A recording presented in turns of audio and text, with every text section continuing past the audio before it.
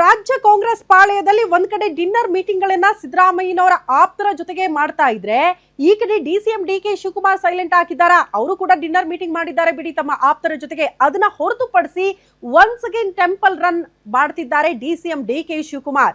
ಕಾರಣ ಅವರು ಅತಿಯಾಗಿ ನಂಬಿಕೆ ಇಟ್ಟಿದ್ದೆ ದೇವರ ಮೇಲೆ. ಅವರು ಪ್ರತಿ ಬಾರಿ ಕೂಡ ಒಂದು ಮಾತು ಹೇಳ್ತಾರೆ, ಪ್ರಾರ್ಥನೆ ನಾವು ಮಾಡ್ತೀವಿ, ಫಲ ಕೊಡೋದು ಬಿಡೋದು ದೇವರಿಗೆ ಬಿಟ್ಟಿರುವ ವಿಚಾರ ಅಂತ. ಹಂಗಾಗಿ ಮತ್ತೊಮ್ಮೆ ಶಕ್ತಿ ದೇವತೆಯ ಮೊರೆ ಹೋಗ್ತಿದ್ದಾರೆ ಡಿಸಿಎಂ ಡಿಕೆ ಶಿವಕುಮಾರ್.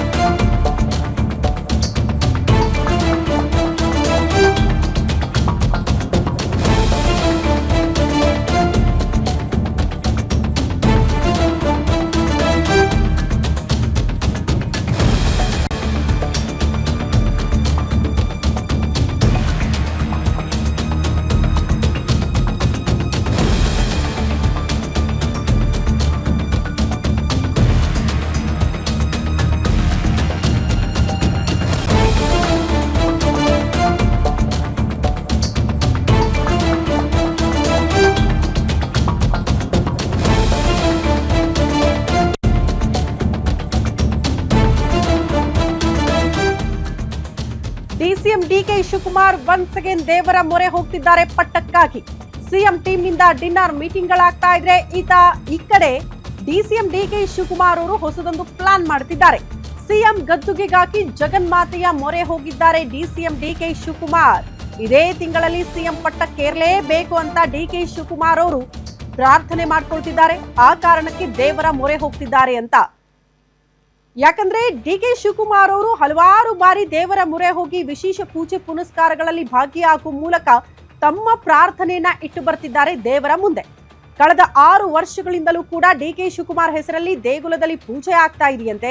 ಪ್ರತಿಯೊಂದು ರಾಜಕೀಯ ನಡೆದಾಗ್ಲೂ ಕೂಡ ಜಗನ್ಮಾತೆಯ ಆಶೀರ್ವಾದ ಕೇಳ್ತಾರಂತೆ ಡಿಕೆ ಶಿವಕುಮಾರ್. ಹಂಗಾಗಿ ಈ ಬಾರಿ ಕೂಡ ಹೋಗ್ತಿದ್ದಾರೆ ಅಂತ ದೂರವಾಣಿ ಮೂಲಕವೇ ಪರಿಹಾರ ಕೇಳ್ಬಿಡ್ತಿದ್ರಂತೆ ಡಿಕೆ ಶಿವಕುಮಾರ್.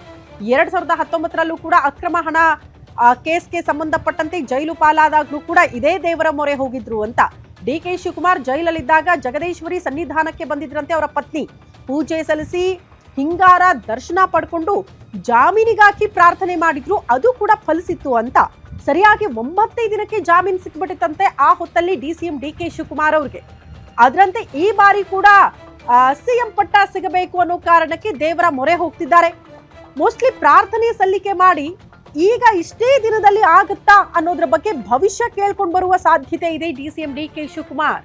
ಸಖತ್ ನಂಬಿಕೆ ಇಟ್ಟವರು ದೇವರಲ್ಲಿ ಡಿಕೆ ಶಿವಕುಮಾರ್ ಅವರು. ಹಂಗಾಗಿ ಈ ಮೀಟಿಂಗು ಹೈಕಮಾಂಡ್ ಮಟ್ಟದಲ್ಲಿ ಲಾಬಿ, ಅದರ ಜೊತೆಗೆ ದೇವರ ಫಲಾನು ಬೇಕಾಗುತ್ತೆ, ದೇವರ ಆಶೀರ್ವಾದ ಕೂಡ ಬೇಕಾಗುತ್ತೆ ಅನ್ನೋ ಕಾರಣಕ್ಕೆ ಈ ರೀತಿ ಟೆಂಪಲ್ ರನ್ ಮೊರೆ ಹೋಗ್ತಿದ್ದಾರೆ.